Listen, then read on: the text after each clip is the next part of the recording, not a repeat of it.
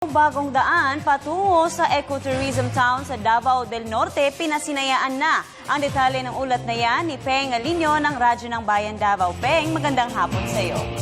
Magandang hapon, Princess. Pinangunahan mismo ni Davao del Norte Governor Rodolfo del Rosario ang inaugurasyon ng 45 million pesos na complete project sa poblasyon Carcor, San Jose Road sa Davao del Norte. Ang intensyon ay para mas mapadali ang pagpunta sa tourist destination sa munisipalidad ng New Corellia.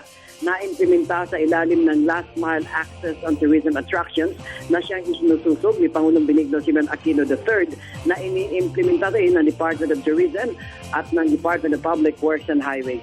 Ayon kay Del Rosario na sa pagkakumpleto ng proyekto ay mas mapapadali na ngayon para sa mga turista na makarating sa sikat na Panas Waterfalls na siyang pinaka-atraksyon ng naturang bayan na dinadayo ng mga dayuhan at lokal na turista.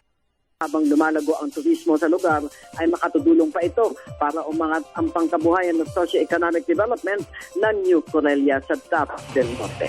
Para sa Telebisyon ng Bayan, Peng Alinio, Radyo ng Bayan, Davao.